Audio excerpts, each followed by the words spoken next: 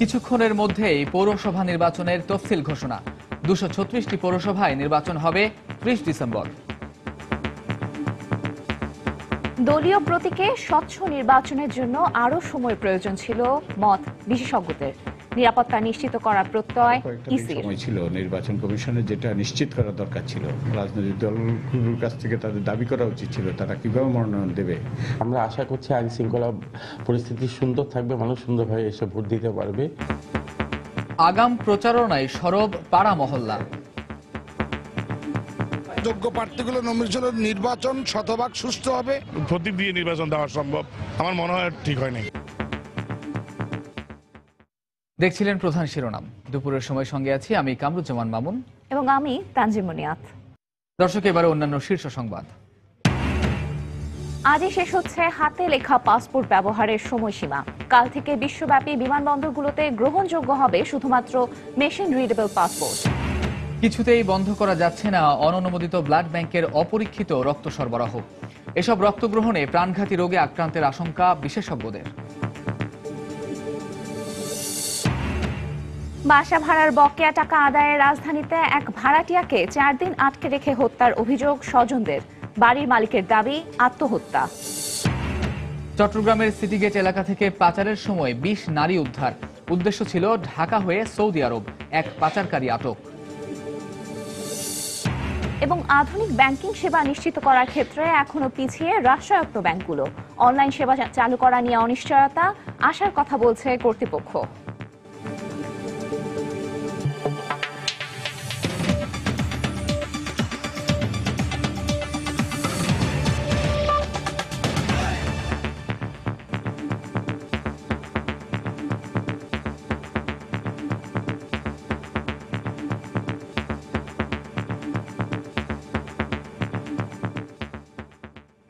আজ পৌরসভা নির্বাচনের তফসিল ঘোষণা করতে যাচ্ছে নির্বাচন কমিশন। দুপুরে ঘোষণা হতে পারে বলে জানিয়েছে কমিশন। গতরাতে প্রধান নির্বাচন কমিশনার কাজী রকিবউদ্দিন আহমদের সভাপতিত্বে এক বৈঠকে এই সিদ্ধান্ত নেওয়া হয়। এর মাধ্যমে শুরু হবে প্রথম পর্যায়ে 236টি পৌরসভায় নির্বাচনের আনুষ্ঠানিকতা। গতকাল সন্ধ্যায় পৌর নির্বাচনের বিধিমালা চূড়ান্ত হয়ে আইন মন্ত্রণালয় থেকে নির্বাচন কমিশন সচিবালয়ে এসে পৌঁছায়। স্থানীয় সরকার আইন সংশোধনের পর এবারই প্রথমবারের মতো পৌর নির্বাচনে মেয়র পদে রাজনৈতিক দলের নেতারা দলীয় প্রতীকে নির্বাচন করবেন। সবশেষ 2010 সালের ডিসেম্বরে 269টি পৌরসভার তফসিল ঘোষণা করেছিল কমিশন। আর 2011 সালের জানুয়ারিতে 4 ধাপে অনুষ্ঠিত হয় এসব পৌরসভার ভোট গ্রহণ।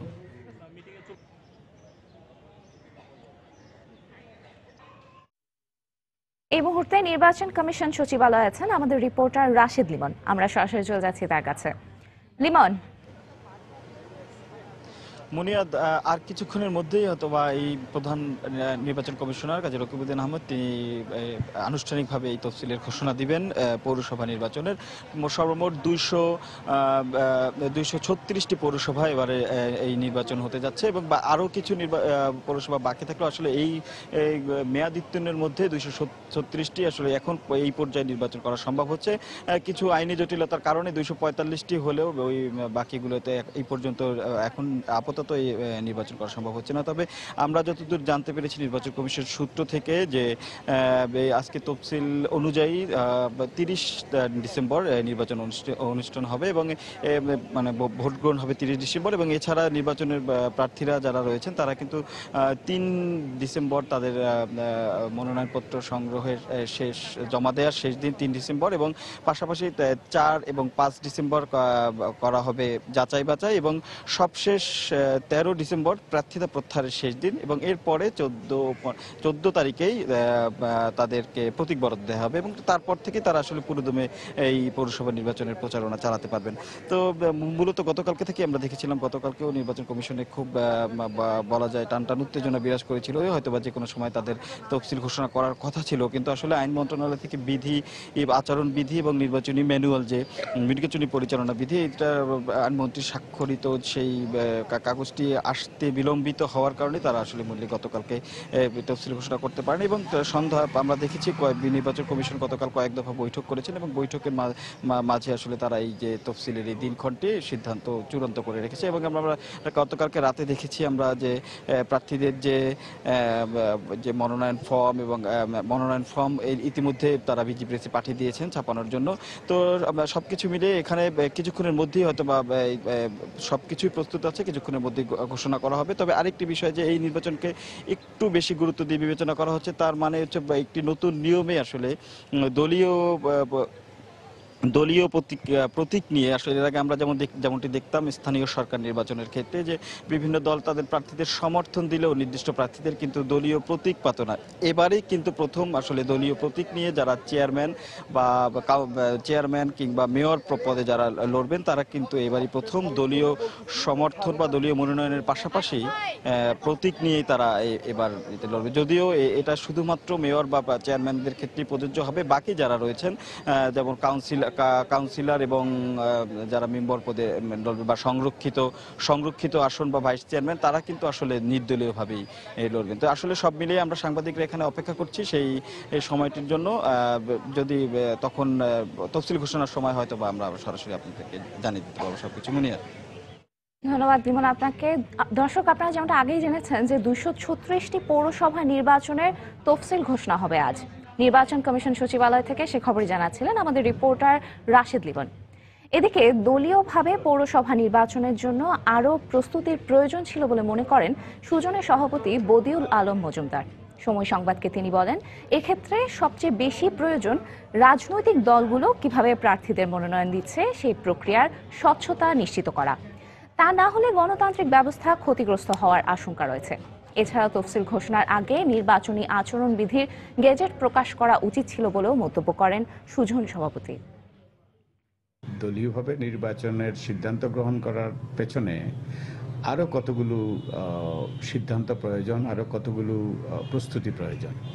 যেমন কিভাবে মনোনয়ন দেওয়া হবে, মনোনয়ন দেওয়ার প্রক্রিয়াটা এবং পদ্ধতিটা কী, মনোনয়ন কি গণতান্ত্রিকভাবে দেওয়া হবে নাকি ওই যে কোনো ব্যক্তি বিশেষের ইচ্ছার ভিত্তিতে দেওয়া হবে, এটা কি স্থানীয়ভাবে দেওয়া হবে না জাতীয়ভাবে দেওয়া হবে, এইসব বিষয়গুলো জানা দরকার।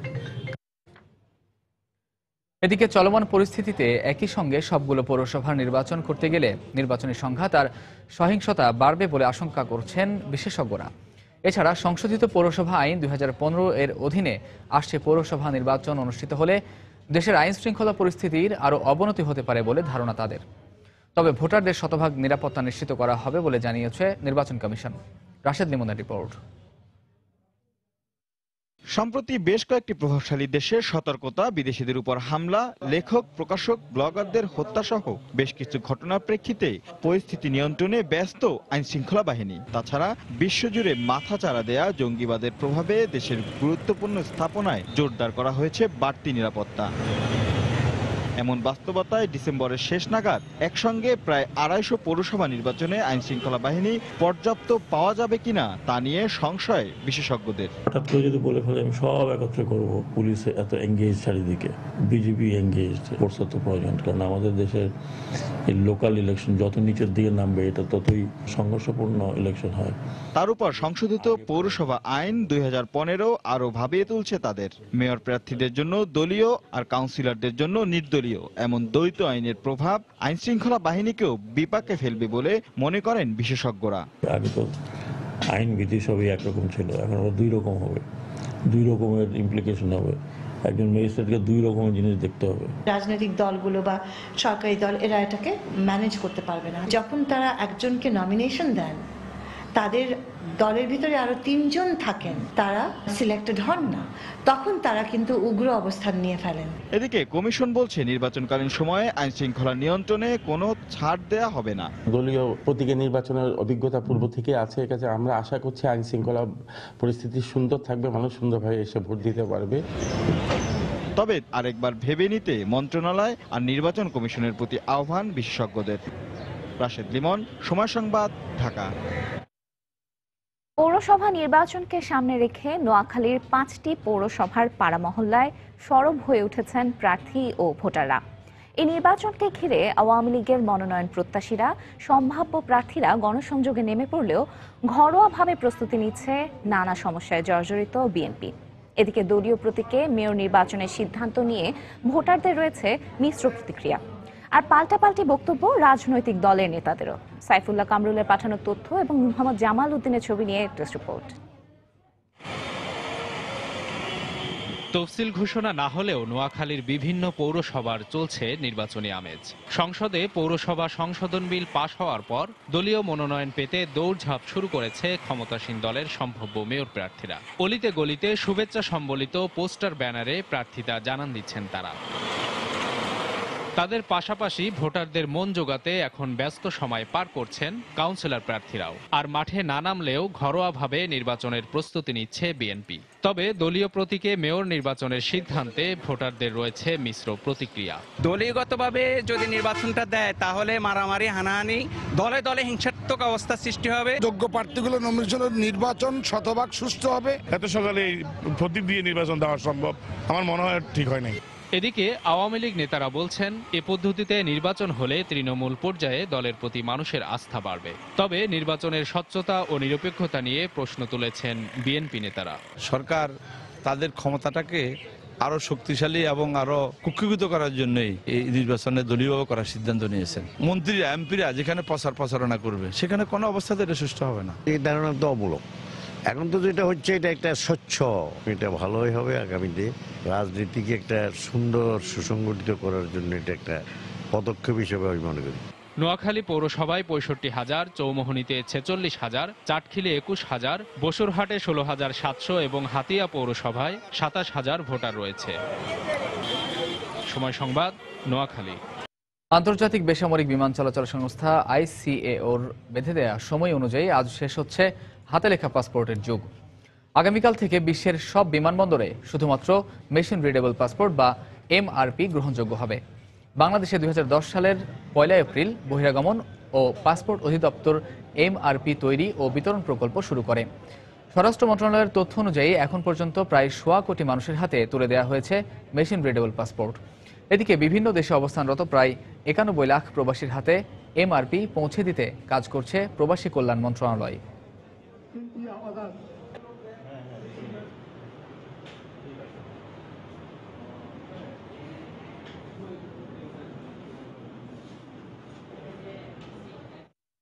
দর্শক, এই মুহূর্তে রাজধানীর আগারগাঁও পাসপোর্ট অফিসে আছেন সহকর্মী সাইফুল রুদ্র এবং সচিবালয়ে আছেন প্রসূন আশিস। সরাসরি চলে যাচ্ছি তাদের কাছে। প্রথমে যাচ্ছি রুদ্রর কাছে। রুদ্র, 24 নভেম্বর থেকে হাতে লেখা পাসপোর্টের দিন একেবারেই শেষ হচ্ছে, এমনটাই আমরা জেনেছি। আর এই অনুযায়ী আমরা আজকে পাসপোর্ট অফিসে সকাল থেকে এসেছিলাম। আপনি নিজেও দেখতে পাচ্ছেন যে পাসপোর্ট প্রত্যাশী নাগরিক যারা আছেন তারা সবাই কিন্তু পাসপোর্ট অফিসে এসে ভিড় জমিয়েছেন। আর এ বিষয়ে আরেকটা জিনিস বলে রাখি যে গতকাল পর্যন্ত 1,25,00,000 ডিজিটাল পাসপোর্ট সরবরাহ করা হয়েছে। আজকে সেই সংখ্যা কত দাঁড়িয়েছে সেটা আমাদেরকে এখনো বলা হয়নি। তবে পাসপোর্ট অফিসের কর্মকর্তাদের সঙ্গে কথা বলে জেনেছি প্রতিদিন গড়ে 2000 করে পাসপোর্ট তারা এখান থেকে সরবরাহ করছেন। আর এ বিষয়ে আমরা কথা বলবো বিভাগীয় পাসপোর্ট এবং ভিসা অফিসের যিনি পরিচালক আছেন ATM মোসা সাহেব, ওনার সঙ্গে আমরা কথা বলবো যে কি পরিমাণ আবেদনপত্র এখানে জমা পড়ছে এবং কি পরিমাণ পাসপোর্ট প্রতিদিন সরবরাহ করা হচ্ছে। তো সেই বিষয়গুলো এখন আমরা ওনার কাছ থেকে জেনে নিব। কি পরিমাণ আবেদনপত্র আপনার কাছে প্রতিদিন আসছে? Thank you. এখন গড়ে আমাদের 16 থেকে 1800 আবেদন আমার এই অফিসে জমা হচ্ছে। হ্যাঁ, আর সারা দেশে তো 10,000 প্লাস আবেদন জমা হচ্ছে আমাদের। আর যেটা সবাই জানে যে 24 তারিখ শেষ হচ্ছে, এই বিষয়টা কি আপনি ক্লিয়ার করবেন?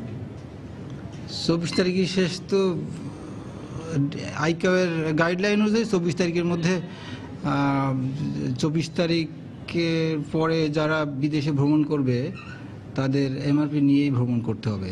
বাংলাদেশ থেকে বিদেশে যাবে। আর যারা বিদেশে আছেন তাদের ভ্রমণে কোনো সমস্যা নাই। যারা বিদেশে আছেন তারা নিজের দেশে ফিরতে পারবে, এটা কোনো সমস্যা নাই। হাতের লেখা পাসপোর্ট নিয়েই ফিরতে পারবে, ট্রাভেল পারমিট নিয়েও ফিরতে পারবে। আচ্ছা, আর এখন যারা আপনাদের কাছে কি পরিমাণ আবেদনপত্র জমা করেছে এই ডিজিটাল পাসপোর্টের জন্য? আমাদের প্রতিদিন বললাম প্রায় 1600 প্লাস জমা হচ্ছে এবং আমরা সরবরাহ করতেছি একই পরিমাণ আমার এই অফিস থেকে। আচ্ছা আচ্ছা, আর এমনি কোনো ধরনের অসুবিধা বা সরবরাহ ঠিক আছে? বেশি লোকজন না, সরবরাহ ঠিক আছে, চাহিদা অনুযায়ী আমরা সরবরাহ করছি।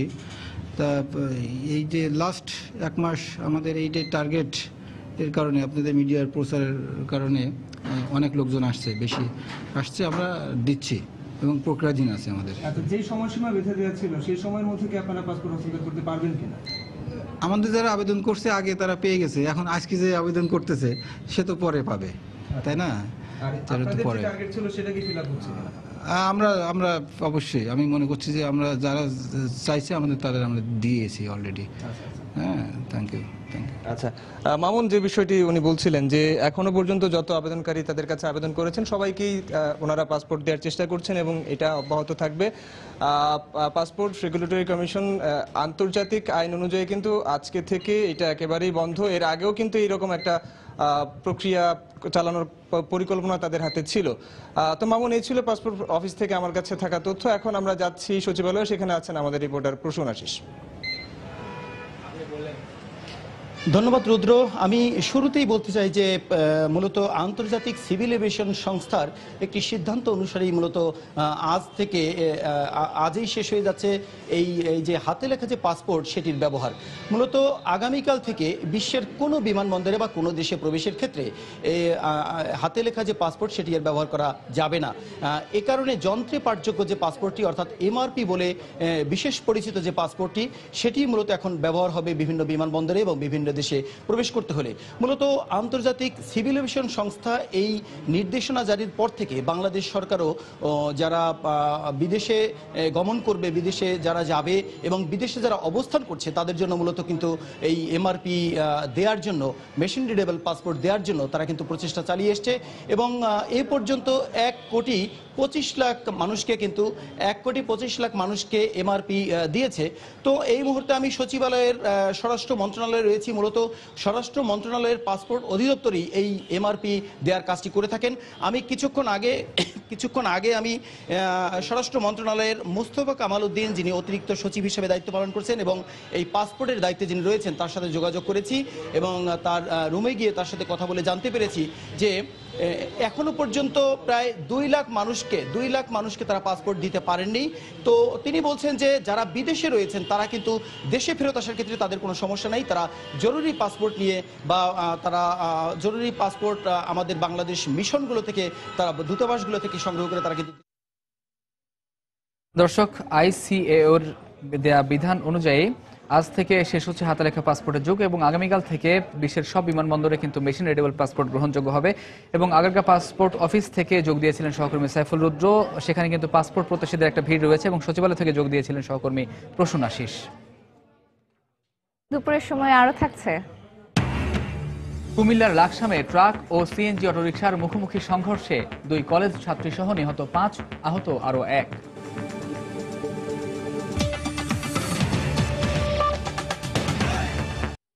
$8,446 কোটি টাকা ব্যয়ে কর্ণফুলী নদীর নিচ দিয়ে টানেল নির্মাণ প্রকল্প সহ 16,978 কোটি 80 লাখ টাকার 12টি প্রকল্পের অনুমোদন দেওয়া হয়েছে জাতীয় অর্থনৈতিক পরিষদের নির্বাহী কমিটি একনেকে। সকালে প্রধানমন্ত্রী শেখ হাসিনার সভাপতিত্বে অনুষ্ঠিত বৈঠকে এ অনুমোদন দেওয়া হয়। প্রকল্পগুলোর মধ্যে 3টি অর্থনৈতিক অঞ্চলও রয়েছে। এতে মোট ব্যয়ের মধ্যে 4,000 কোটি 92 লাখ টাকা আসবে সরকারি তহবিল থেকে। প্রকল্প সাহায্য হিসেবে আসবে 5,248 কোটি 69 লাখ টাকা। অন্য প্রকল্পের মধ্যে 522 কোটি 39 লাখ টাকা ব্যয়ে বার্ন ইউনিট স্থাপন প্রকল্প রয়েছে। বৈঠক শেষে পরিকল্পনা মন্ত্রী আ.হ.ম মুস্তফা কামাল সাংবাদিকদের এসব তথ্য জানান। এ সময় তিনি বলেন, দেশের 100টি অর্থনৈতিক অঞ্চল প্রতিষ্ঠা করতে পারলে রপ্তানি বছরে $44 বিলিয়ন বাড়ার পাশাপাশি 1 কোটি মানুষের কর্মসংস্থান সৃষ্টি হবে। কানেক্টিভিটি আরও সহজতর হবে এবং আমাদের সেবার মান সেখানে অনেক অগ্রসর হবে, উন্নত হবে সেবার মান আমাদের সেখানে। আমরা এক্সক্লুসিভলি বার্ন ইউনিটের জন্য একটি হাসপাতালের মতো প্লাস্টিক সার্জারি সহ আমরা এখানে নার্সিং ট্রেনিংয়ের ব্যবস্থা রাখবো, ডাক্তারদের ট্রেনিংয়ের ব্যবস্থা থাকবে। সারা দেশে 100টি আমরা অর্থনৈতিক অঞ্চল করব। আমরা মনে করি আমাদের 1 কোটি লোকের কর্মসংস্থান হবে আর $44 বিলিয়ন আমাদের এক্সপোর্ট বছরে বেড়ে যাবে। রাজধানীর পল্টন থানায় দায়ের করা নাশকতার 3 মামলায় বিএনপির ভারপ্রাপ্ত মহাসচিব মির্জা ফখরুল ইসলাম আলমগীরকে 3 মাসের জামিন দিয়েছেন হাইকোর্ট। সকালে বিচারপতি মোহাম্মদ রেজাউল হক ও বিচারপতি মোহাম্মদ খসরুজ্জামানের সমন্বয়ে গঠিত হাইকোর্টের বেঞ্চ স্বাস্থ্যগত বিষয় বিবেচনা করে এই জামিন মঞ্জুর করেন। গত 2 নভেম্বর নাশকতার এই 3 মামলায় জামিন আবেদন বাতিল করে মির্জা ফখরুলকে নিম্ন আদালতে আত্মসমর্পণের নির্দেশ দেন আপিল বিভাগ। অতিরিক্ত অ্যাটর্নি জেনারেল মমতাজ উদ্দিন ফকির জানিয়েছেন, জামিনের এই 3 মাস শেষ হওয়ার পর বিএনপির এই নেতাকে আবারও আদালতে আত্মসমর্পণ করতে হবে। এদিকে এই আদেশের পর ফখরুলের মুক্তিতে আইনগত আর কোনো বাধা থাকলো না বলে জানিয়েছেন তার আইনজীবী। রুল 3টি শুনানি করার পরে 3টি মামলায় আজকে আদেশ দিয়েছেন যে মির্জা ফখরুল ইসলাম আলমগীরকে ওই রুল 3টি ডিসপোজ অফ করে দিয়ে বলেছেন 3 মাসের জন্য তাকে জামিন দিয়েছেন। এখন মির্জা ফখরুল ইসলাম আলমগীরের সমস্ত মামলায় তিনি বেলে আছেন, কাজেই তার মুক্তিতে কোনো বাধা নাই। যুদ্ধাপরাধীদের বিচার বিষয়ে বিএনপি ও পাকিস্তানের বক্তব্য একই সূত্রে গাঁথা বলে মন্তব্য করেছে সেক্টর কমান্ডার্স ফোরাম। বাংলাদেশের অভ্যন্তরীণ এই বিষয়ে পাকিস্তানের আচরণ পরিবর্তন না হলে বাংলাদেশ সরকারকে পাকিস্তানের সঙ্গে কূটনৈতিক সম্পর্ক পুনর্বিবেচনার আহ্বান জানিয়েছে সেক্টর কমান্ডার্স ফোরাম। সকালে জাতীয় প্রেস ক্লাবে সেক্টর কমান্ডার্স ফোরাম আয়োজিত সংবাদ সম্মেলনে বক্তব্য রাখেন ফোরামের নেতারা। অন্যতম প্রধান একটি রাজনৈতিক দল একজন শীর্ষ যুদ্ধাপরাধীর পক্ষে সরাসরি সাফাই গিয়েছে এবং বক্তব্য প্রচার করে যুদ্ধাপরাধ বিচারকে বিতর্কিত করার অপচেষ্টা লিপ্ত হয়েছে। এইভাবে প্রকাশ্য বক্তব্য প্রচার করে দলটি প্রকারান্তরে দেশের বিচার ব্যবস্থার প্রতিও চরম অশ্রদ্ধা প্রদর্শন করেছে বলে আমরা মনে করি। আপনাদের মধ্যে অনেকেই হয়তো জানেন না তারা ৭১ কি করেছে, সেইটাই তারা মানুষের কাছে তুলে ধরতে চায় যে তারা কিছু করে নাই, সেইটাই তারা প্রমাণ করতে চায়। কিন্তু আমরা সেটা করতে দেব না। আমরা গত প্রায় 10 বছর যাবৎ এই যুদ্ধ অপরাধীদের বিচারের জন্য আমরা পুরো বাংলাদেশ ঘুরে বেরিয়েছি, তারই প্রতিফলন ঘটেছে। রক্ত মানবদেহের অন্যতম উপাদান, যা মানুষকে বাঁচিয়ে রাখে। মানুষের জীবন ধারণের জরুরি প্রয়োজনে বিভিন্ন ব্লাড ব্যাংক রক্ত সরবরাহ করে, তবে হাতে গোনা কয়েকটি ব্লাড ব্যাংক ছাড়া বাকি সবই অননুমোদিত। স্বাস্থ্য অধিদপ্তরের ধারাবাহিক অভিযানের পরও বন্ধ হচ্ছে না অননুমোদিত এসব ব্লাড ব্যাংকের অপরীক্ষিত রক্ত সরবরাহ। বিশেষজ্ঞ চিকিৎসকের মতে এসব রক্ত গ্রহণে রোগীরা যখন তখন আক্রান্ত হতে পারেন নানা রকম জীবনঘাতী রোগে। সাইফুল রুদ্র রিপোর্ট। রোগ এবং এর চিকিৎসা ভেদে এক এক রোগীর দরকার হয় এক এক ধরনের রক্ত উপাদান। বিশ্বস্ত রক্তদাতার বাইরে এসব রক্ত এবং এর প্রয়োজনীয় উপাদান সরবরাহ করে থাকে বিভিন্ন ব্লাড ব্যাংক। আশঙ্কাজনক রোগীদের রক্তের চাহিদাকে পুঁজি করে বিভিন্ন অননুমোদিত ব্লাড ব্যাংক চালিয়ে যাচ্ছে রক্ত বাণিজ্য। অপরীক্ষিত এসব রক্ত গ্রহণের ফলে উপকারের চেয়ে অপকারের মাত্রা বেশি বলে জানালেন এই বিশেষজ্ঞ চিকিৎসক। যে ব্লাডটা ট্রান্সফিউজ করা হচ্ছে সেটা যদি প্রপারলি প্রিজার্ভ করা না হয় তাহলে আমরা এটা বলি ট্রান্সফিউশন রিঅ্যাকশন হয়। রোগীর হঠাৎ করেই টেম্পারেচার বেড়ে যায়, রোগীর হার্ট রেট বেড়ে যায়, রোগীর রেসপিরেটরি ডিস্ট্রেস হয় এবং এই অ্যাকিউট ট্রান্সফিউশন রিঅ্যাকশন যদি সিভিয়ার হয় পেশেন্ট এক্সপায়ার পর্যন্ত করতে পারে। চিকিৎসক আরও জানান, রোগীর জীবন এবং সুস্থতার কথা বিবেচনায় রেখে এসব ব্লাড ব্যাংকের বিরুদ্ধে খুব দ্রুত কঠোর ব্যবস্থা নেওয়া উচিত। ব্লাড ব্যাংকগুলো আসলে রক্ত সংগ্রহ করছে কাদের কাছ থেকে, তাদের পুল অফ ডোনার্স কারা। আপনি যদি মনে হয় যে না এরা সবসময় প্রফেশনাল ব্লাড ডোনারদের কাছ থেকে সংগ্রহ করছে তাহলে দেয়ার ইজ হিউজ রিস্ক। এইটা যে কোনোভাবেই বন্ধ করতে হবে। স্বাস্থ্য অধিদপ্তরেরই কর্মকর্তার দাবি, তাদের নজরদারি অব্যাহত আছে, তবে বরাবরের মতো বাদ সাধে জনবল সংকট।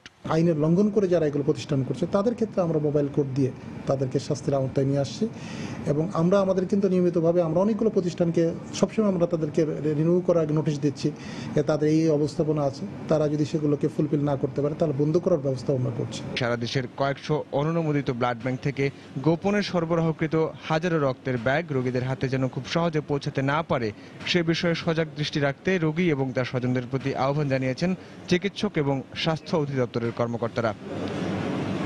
সাইফুল রুদ্র, সময় সংবাদ, ঢাকা। বাসা ভাড়ার বকেয়া টাকা আদায়ে রাজধানীর মগবাজারে ভাড়াটিয়াকে 4 দিন আটকে রেখে হত্যার অভিযোগ উঠেছে বাড়ির মালিকের বিরুদ্ধে। তবে নিহতের স্বজনের অভিযোগ অস্বীকার করে ঘটনাটিকে আত্মহত্যা বলে দাবি করেছেন অভিযুক্ত বাসার মালিক। ময়নাতদন্তের জন্য মরদেহ মর্গে পাঠানো হলেও এ নিয়ে এখনো কোনো মামলা নেয়নি পুলিশ।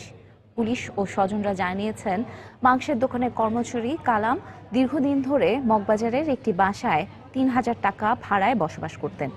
৯ মাসের ভাড়া ও কিছু ধারের টাকা পরিশোধ না করে মাসখানেক আগে তিনি অন্যত্র চলে যান। এরপর ওই বাড়ির মালিক তার খোঁজ পেয়ে যাত্রাবাড়ি থেকে তাকে ধরে নিয়ে এসে বাসায় আটকে রাখে। এর 4 দিনের মাথায় গতকাল বিকেলে ওই বাসা থেকে উদ্ধার করা হয় কালামের মরদেহ। স্বজনরা হত্যার অভিযোগ তুললেও বাসার মালিকের দাবি আত্মহত্যা করেছেন কালাম। পুলিশ এ নিয়ে গণমাধ্যমের মুখোমুখি না হলেও রাতেই বাসা মালিককে থানায় ডেকে জিজ্ঞাসাবাদ করে। তবে ময়নাতদন্তের আগে এই ঘটনায় মামলা নিতে তারা রাজি হয়নি বলেও অভিযোগ নিহতের স্বজনদের। দুপুর 2টার দিকে আমার মামা আমার কাছে ফোন দেয়, মামা এক ঘন্টার ভিতরে যদি তুই আমার কাছে আসোস তাহলে আমারে পাবি, আর নাহলে দেখবি আমার লাশ পড়ে ওরা আমার মারার জন্য হুমকি দিতেছে। আমি বলছি না মামা, ওরা মারবো না, হয়তো এমনি মিথ্যা আপনার সান্ত্বনা দিতেছে, ভয় দেখাইতেছে, আপনি থাকেন, আমি আসতেছি। এর কিছুক্ষণ পরে 2 ঘন্টা পরে শুনতে পারি আমার মামা মারা গেছে। মহিলা পাইবো আপনার গড় ভাড়া, আর মহিলাতে বলে 40,000 টাকা নিছে। যা ছিল ঘরের জিনিসপাতি তো সব রাখে দিছে। তা আমি তো আর এত জানি না যে আমার পোলা যে হেরা যে এই অবস্থা করছে। যদি আর গা যদি টাচ করা হয় তাহলে তোমরা পরীক্ষা তো করবা, পরীক্ষা করলে যদি বিচার হয় বিচার মাথা পেতে নিন। আপনি আটকায় রাখছেন? না বাদান আটকায় রাখা হয় নাই। কুমিল্লায় ট্রাক ও সিএনজি অটোরিকশার সংঘর্ষে 2 কলেজ ছাত্রী সহ 5 জন নিহত হয়েছেন। এতে আহত হয়েছেন আরও 1 জন। সকালে জেলার লাকসাম পৌর এলাকার বাইপাস সড়কে এ দুর্ঘটনা ঘটে। পুলিশ জানায়, সকাল 8টার দিকে কুমিল্লা নোয়াখালী মহাসড়কের নাঙ্গলকোট থেকে কুমিল্লাগামী একটি সিএনজি অটোরিকশার সঙ্গে বিপরীত দিক থেকে আসা একটি ট্রাকের মুখোমুখি সংঘর্ষ হয়। এতে ঘটনাস্থলে সিএনজি চালক সহ নাসরিন ও রোজিনা নামে 2 কলেজ ছাত্রী মারা যান। এতে আহত হন আরও 3 জন, যাদেরকে স্থানীয় হাসপাতালে নেওয়ার পথে 1 জনের মৃত্যু হয়। পরে হাসপাতালে নেওয়ার পর সেখানে চিকিৎসাধীন অবস্থায় আরও 1 জন মারা যান। এদিকে ট্রাকটিকে জব্দ করেছে পুলিশ। নিহত 4 জনের গ্রামের বাড়ি মনোহরগঞ্জ উপজেলার রাজাপুরে। এদের মধ্যে নিহত 2 শিক্ষার্থী লাকসাম নবাব ফয়জুন্নেসা সরকারি কলেজের স্নাতক প্রথম বর্ষের ছাত্রী ছিল।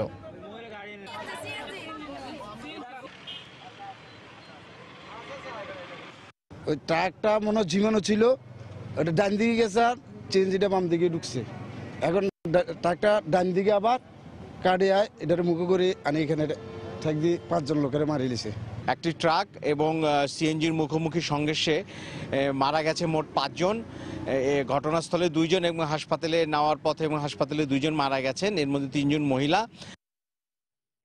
চট্টগ্রামের পাহাড়তলীর সিটিগেট এলাকা থেকে পাচারের সময় 20 নারীকে উদ্ধার করেছে পুলিশ। দুপুরে ঢাকাগামী শ্যামলী পরিবহনের একটি বাস থেকে তাদের উদ্ধার করা হয়। এ সময় তাদের কাছ থেকে সৌদি আরব যাওয়ার পাসপোর্টের ফটোকপি পাওয়া গেলেও মূল কাগজপত্র পাওয়া যায়নি। এই ঘটনায় 1 জনকে আটক করা হয়েছে। বিস্তারিত জানাচ্ছেন কমল দে। চট্টগ্রামের পাহাড়তলী সিটিগেট এলাকা থেকে পাচারের সন্দেহে 20 মহিলাকে আটক করেছে পুলিশ। দুপুর 12টার দিকে শ্যামলী পরিবহনের একটি বাস ঢাকা যাওয়ার পথে পুলিশ সেই বাড়ি এসে তল্লাশি চালায়। এরপর সেখান থেকে পাওয়া যায় 20 মহিলা এবং 1 পুরুষ। তাদের দাবি তারা বৈধ কাগজপত্র নিয়ে সৌদি আরব যাচ্ছিল। মানে আজিয়া বিমানত আজিয়া উঠতে বলে উড়িব বলে হই। তো পুলিশ বলছে তাদের কাছে কোনো বৈধ ভিসা কিংবা পাসপোর্ট পায়নি। এক্ষেত্রে পুলিশ তাদেরকে জিজ্ঞাসাবাদ করছে এবং উদ্ধারকৃত কাগজপত্র যাচাই বাছাই করছে। শ্যামলী পরিবহন থেকে সন্দেহজনকভাবে 20 জন মহিলা যাত্রী যারা বলতেছে সৌদি আরব যাবে আটক করা হয়েছে। আলিফ ওভারসিজের একজন কর্মকর্তা আছে, উনিও আছেন। আমরা জিজ্ঞাসাবাদ করতেছি, জিজ্ঞাসাবাদের যে প্রমাণ হয় তার পরবর্তী আইনগত ব্যবস্থা নেওয়া হবে। অপরদিকে সাথে আটক হওয়া আলিফ ওভারসিজের মালিক কবির আহমেদ জানিয়েছেন, মূলত কক্সবাজার থেকে এই মহিলাদের সংগ্রহ করা হয়েছিল এবং বৈধ পথে তাদের আজ রাতে সৌদি আরব পাঠানোর কথা ছিল। কক্সবাজার থেকে ঢাকা যাবে, ঢাকা থেকে সৌদি আরব যাবে, এগুলো এতটুকু।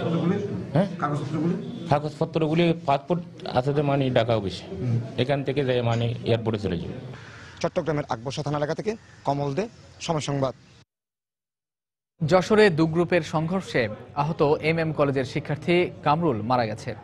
ঢাকা মেডিকেল কলেজ হাসপাতালে আনার পথে সকালে তার মৃত্যু হয়। এ ঘটনায় গতকাল হাবিবুল্লাহ নামে 1 শিক্ষার্থীও মারা যায়। প্রত্যক্ষদর্শীরা জানায়, গতকাল বিকেলে শহরের খড়কি এলাকায় সংঘর্ষে কয়েকজনকে গুরুতর অবস্থায় যশোর মেডিকেল কলেজ হাসপাতালে ভর্তি করা হয়। অবস্থার অবনতি হলে কামরুলকে ঢাকা মেডিকেলে আনার পথে মৃত্যু হয় তার। এ ঘটনায় যশোর মেডিকেলে চিকিৎসাধীন মামুন নামে অপর এক শিক্ষার্থীর অবস্থাও আশঙ্কাজনক বলে জানিয়েছে চিকিৎসক। গতকাল MM কলেজ ছাত্রাবাসে আধিপত্য বিস্তারকে কেন্দ্র করে দুই পক্ষের সংঘর্ষ হয়। ওয়ার্ডে সম্ভবত আমাদের এখানে হাবিবুল্লাহ নামে এটা ওয়ার্ডে এক্সপায়ার করছে, আর ঢাকা যাওয়ার পথে কামরুল এক্সপায়ার করছে। এই ঘটনার বিষয়ে পুলিশ বাদী হয়ে অজ্ঞাতনামা দুষ্কৃতিকারীদের বিরুদ্ধে একটা খুন এবং আহতর ঘটনায় মামলা রুজু হয়। মৃত বা আহতর পক্ষে কেউ এখনো থানায় কোনো অভিযোগ দায়ের করার জন্য আসে নাই। দর্শক, নির্বাচন কমিশনে চলছে পৌরসভা নির্বাচনের তফসিল ঘোষণা। আমরা এখন সরাসরি চলে যাচ্ছি সেখানে। ভোট গ্রহণের তারিখ 30 ডিসেম্বর 2015 বুধবার। এই মোতাবেক তফসিল ঘোষণা করা হয়েছে এবং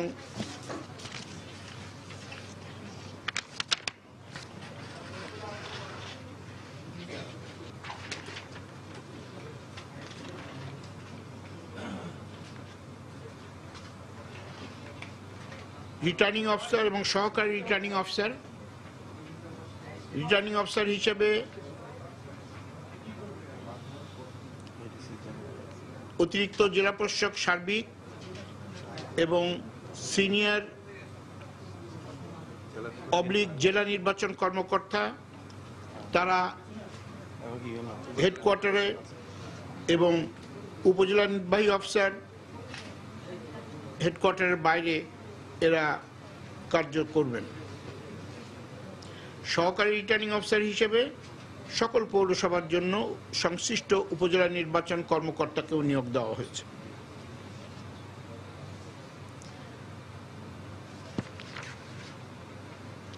$323টি পৌরসভার মধ্যে এই পর্যায়ে আমরা 234টির নির্বাচন করতে যাচ্ছি।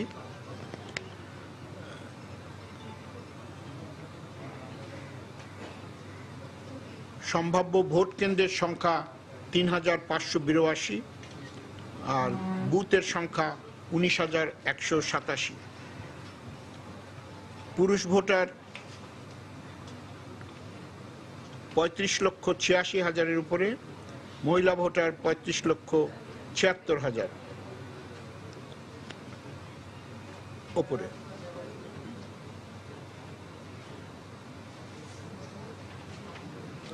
মোট পদের সংখ্যা: মেয়র হচ্ছেন 234 জন, কাউন্সিলর হচ্ছেন 738 জন। সংরক্ষিত আসনের কাউন্সিলর হচ্ছেন 738 জন, আর সাধারণ আসনের কাউন্সিলরের পদ হচ্ছে 2952 জন।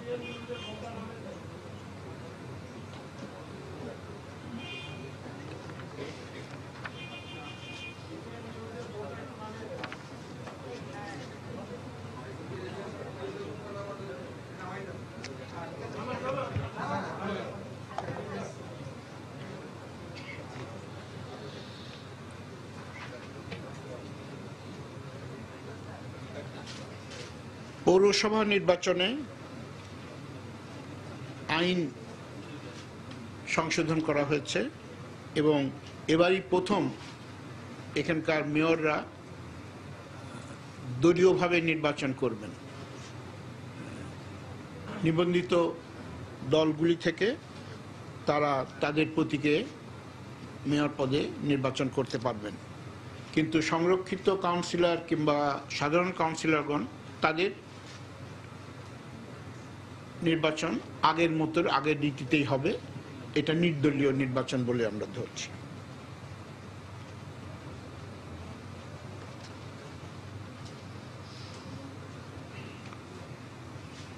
মেয়র পদে নির্বাচন মনোনয়ন রাজনৈতিক দল যারা দিবেন, রাজনৈতিক দলের মেয়র প্রার্থীর ক্ষেত্রে সংশ্লিষ্ট রাজনৈতিক দলের সভাপতি বা সাধারণ সম্পাদক বা সমপর্যায়ের পদাধিকারী বা তাদের নিকট হতে ক্ষমতাপ্রাপ্ত ব্যক্তির স্বাক্ষরিত পত্র স্বাক্ষরিত এই মর্মে একটি প্রত্যয়নপত্র থাকতে হবে যে উক্ত প্রার্থীকে উক্ত দল হতে মনোনয়ন দেওয়া হয়েছে।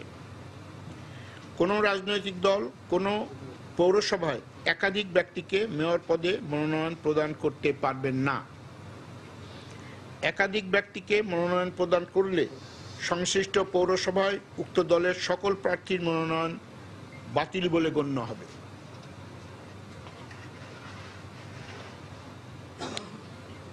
নির্বাচনে অংশগ্রহণে ইচ্ছুক সংশ্লিষ্ট রাজনৈতিক দলকে উহার ক্ষমতাপ্রাপ্ত ব্যক্তির নাম, পদবি, নমুনা স্বাক্ষর সহ একটি পত্র নির্বাচন তফসিল ঘোষণার 5 দিনের মধ্যে রিটার্নিং অফিসারের নিকট এবং উক্ত পত্রের একটি অনুলিপি নির্বাচন কমিশনে দাখিল করতে হবে।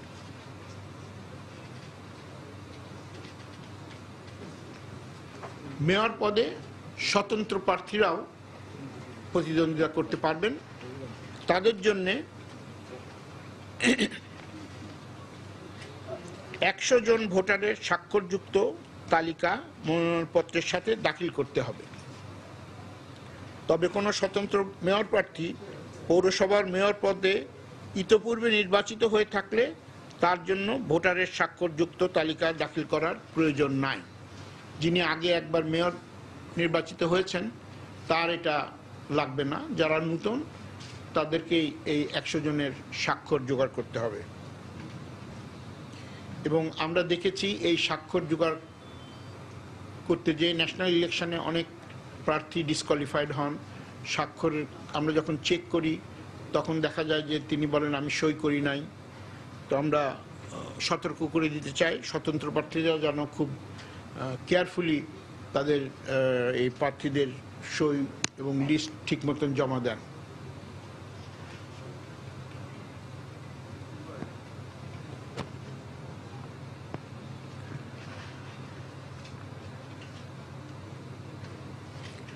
পৌরসভা নির্বাচনের আচরণবিধিতেও কিছু পরিবর্তন আনা হয়েছে। ন্যাচারালি যেহেতু দলীয় প্রার্থীরা এবার প্রথমবারের মতন মেয়র পদে প্রতিদ্বন্দ্বিতা করছেন, এই আচরণের বিধি অনুযায়ী সরকারি সুবিধাভোগী অতি গুরুত্বপূর্ণ ব্যক্তি ও সরকারি কর্মকর্তা বা কর্মচারীর নির্বাচনী প্রচারণা এবং সরকারি সুযোগ সুবিধা সংক্রান্ত বাধা নিষেধ। সেখানে বলা হয়েছে সরকারি সুবিধাভোগী অতি গুরুত্বপূর্ণ ব্যক্তি এবং কোনো সরকারি কর্মকর্তা বা কর্মচারী নির্বাচন পূর্ব সময়ে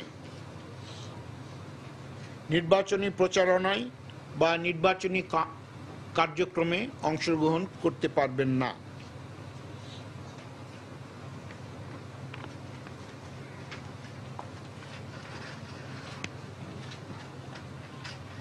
পৌরসভা নির্বাচনের আচরণবিধি অনুযায়ী সরকারি সুবিধাভোগী অতি গুরুত্বপূর্ণ ব্যক্তি অর্থ প্রধানমন্ত্রী, জাতীয় সংসদের স্পিকার, সরকারের মন্ত্রী, চিফ হুইপ, ডেপুটি স্পিকার, বিরোধী দলীয় নেতা, সংসদ উপনেতা, বিরোধী দলীয় উপনেতা, প্রতিমন্ত্রী, হুইপ, উপমন্ত্রী বা তাদের সমপদমর্যাদার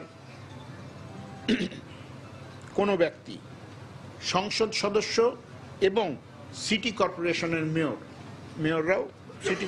মেয়ররাও এটার মধ্যে অন্তর্ভুক্ত।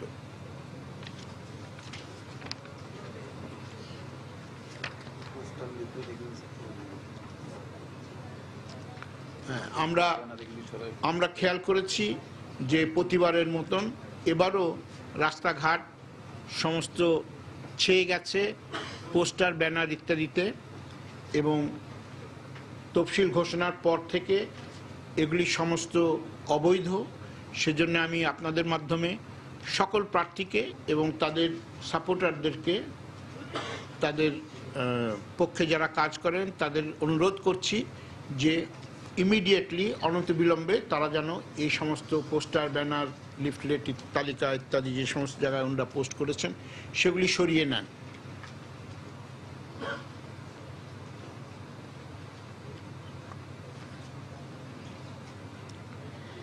এবার প্রার্থীদের যে নির্বাচনী ব্যয়, ব্যক্তিগত ব্যয় কিংবা নির্বাচনের জন্য ব্যয় যে তালিকা ছিল আগের, সেটাই এবার কন্টিনিউ করছে। কিন্তু দল যেহেতু তাদের প্রার্থী মনোনয়ন দিবেন, সেজন্য দলের জন্য একটা লিমিট করে দেওয়া হয়েছে। সেটা হচ্ছে প্রতি পৌরসভার জন্য 1 লক্ষ টাকা প্রতি দল, প্রতি পৌরসভার জন্য যেখানে তাদের মেয়র পদে প্রার্থী আছে সেই প্রার্থীর জন্য ম্যাক্সিমাম 1 লক্ষ টাকা খরচ করতে পারবেন। তবে 20,000 টাকার বেশি দান চেক ছাড়া, চেকের মাধ্যম ছাড়া গ্রহণ করতে পারবেন না। আর মেয়র প্রার্থী এবং কাউন্সিলর প্রার্থী ওদের জন্য তাদের ব্যক্তিগত খরচ এবং নির্বাচনী ব্যয় আগের মতোই বিদ্যমান আছে, আগে যা ছিল সেটাই আছে। যেমন মেয়রের জন্য আগে ছিল 1 লক্ষ ভোটারের উপরে হলে পারে 50,000 টাকা, আর সবচেয়ে কম ছিল 25,000 ভোটার হলে পারে 10,000 টাকা। সেটা আগের মতোই আছে, সকলেরটাই আগের মতোই আছে।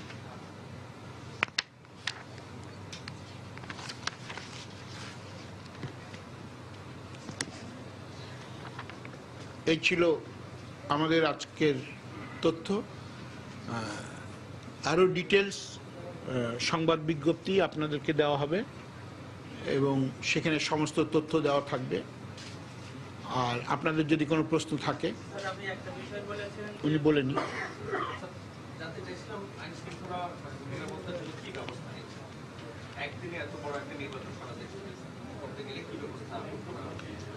আসলে মিউনিসিপ্যালিটিগুলো তো বিচ্ছিন্ন জায়গাতে, তো এগুলি আর সবগুলি নির্বাচন আমরা একসাথে করছিও না। 323টার মধ্যে 234টা মতন করা হচ্ছে, 100টার মতন বাকি থাকছে। কাজেই তবুও এটা একটা বড় নির্বাচন। আমরা পর্যাপ্ত নিরাপত্তার ব্যবস্থা নিব, আগেও যেরকম নিয়েছি। তার জন্য আমরা সভা করে স্থির করব কিভাবে কি করতে হবে।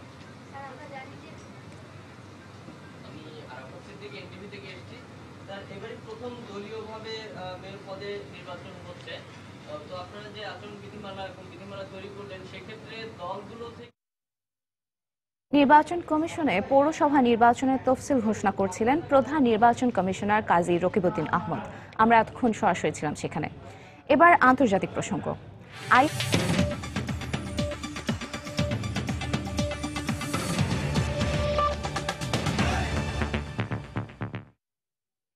আইএস নির্মূলে ইরাক ও সিরিয়ায় বিমান হামলা আরও জোরদার করার ইঙ্গিত ফরাসি ঘোষণার পর ইরাকে প্রথমবারের মতো বিমানবাহী রণতরী থেকে বিমান হামলা চালিয়েছে ফ্রান্স।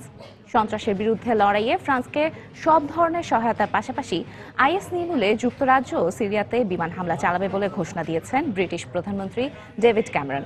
এদিকে বেলজিয়ামের রাজধানী ব্রাসেলসে সন্ত্রাসী হামলার আশঙ্কায় জারি করা সর্বোচ্চ সতর্কতার মেয়াদ আরও 1 সপ্তাহ বাড়ানো হলেও বুধবার থেকে কিছু কিছু স্কুল ও মেট্রো ট্রেন খুলে দেওয়ার সিদ্ধান্ত নিয়েছে বেলজিয়াম সরকার।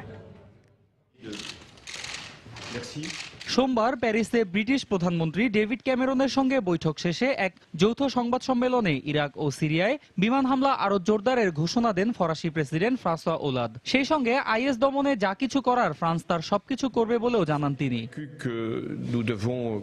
আইএস পুরোপুরি ধ্বংস না হওয়া পর্যন্ত ইরাক ও সিরিয়ায় বিমান হামলা অব্যাহত রাখবে ফ্রান্স। আমাদের বিমানবাহী জাহাজও প্রস্তুত রয়েছে এবং যথাসময়ে এর মাধ্যমে আইএসের অবস্থান লক্ষ্য করে হামলা চালানো হবে।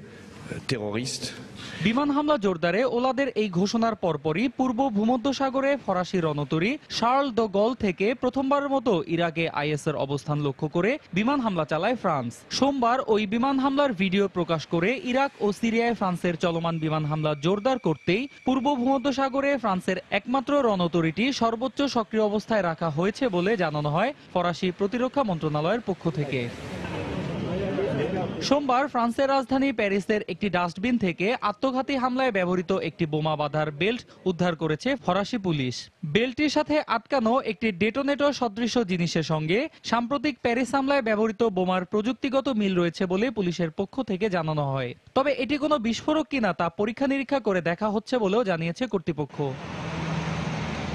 এদিকে বেলজিয়ামের রাজধানী ব্রাসেলসে সন্ত্রাসী হামলার আশঙ্কায় জারি করা সর্বোচ্চ সতর্কতার মেয়াদ আরো এক সপ্তাহ বাড়ানো হলেও বুধবার থেকে এক্ষেত্রে কিছু ব্যতিক্রম আসবে বলে জানান প্রধানমন্ত্রী শার্ল মিশেল।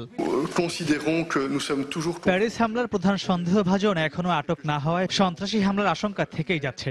তবে আগামী বুধবার থেকে কিছু কিছু স্কুল ও মেট্রো ট্রেন খুলে দেওয়ার সিদ্ধান্ত নিয়েছি আমরা। পরিস্থিতি স্বাভাবিক হলে আস্তে আস্তে বাকি সব স্কুল, কলেজ, মেট্রো ট্রেন ও শপিং মলগুলো পর্যায়ক্রমে খুলে দেওয়া হবে। প্যারিস হামলার মূল পরিকল্পনাকারী সালে আবদেসালামকে ধরতে বেলজিয়াম জুড়ে অভিযান এখনো অব্যাহত রয়েছে। এসব অভিযানে গত 2 দিনে দেশটিতে সন্ত্রাস বিরোধী অভিযানে এ পর্যন্ত অন্তত 21 সন্দেহভাজনকে গ্রেফতার করা হয়েছে বলে জানিয়েছে বেলজিয়াম কর্তৃপক্ষ। অন্যয় কর্মকার, সময় সংবাদ।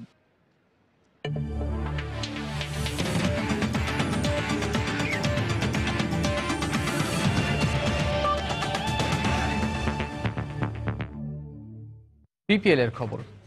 দিনের প্রথম ম্যাচে কুমিল্লা ভিক্টোরিয়ান্সের বিপক্ষে টস হেরে ব্যাট করছে চিটাগাং ভাইকিংস। শেষ খবর পাওয়া পর্যন্ত তামিমের দলের সংগ্রহ 1 উইকেটে 73 রান। মিরপুরে ব্যাট করতে নেমে আগ্রাসীভাবে শুরু করেন চিটাগাংয়ের 2 ওপেনার তামিম ও দিলশান। প্রথম ওভারেই 3 বাউন্ডারি হাঁকান লঙ্কান দিলশান। সেই সাথে অধিনায়ক তামিম ইকবালও চড়াও হয়ে ব্যাটিং করেন। তবে ওপেনিংয়ে 63 রানের জুটি গড়েন দারুণ খেলতে থাকা লঙ্কান দিলশান। আউট হন 21 বলে 36 রানের দুর্দান্ত এক ইনিংস খেলে। চিটাগাংয়ের সংগ্রহ বড় করার পথে এখন উইকেটে আছেন তামিম ও এনামুল হক বিজয়।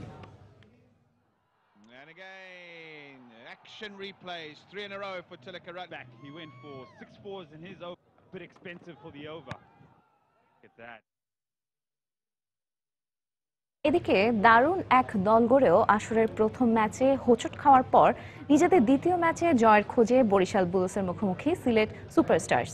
মিরপুরে 2 দলের ম্যাচটি শুরু হবে আজ সন্ধ্যা 6:45-টায়। দর্শক, দুপুরের সময় পর্যায়ে শীর্ষ সংবাদগুলো জানিয়ে দিচ্ছি আরো একবার।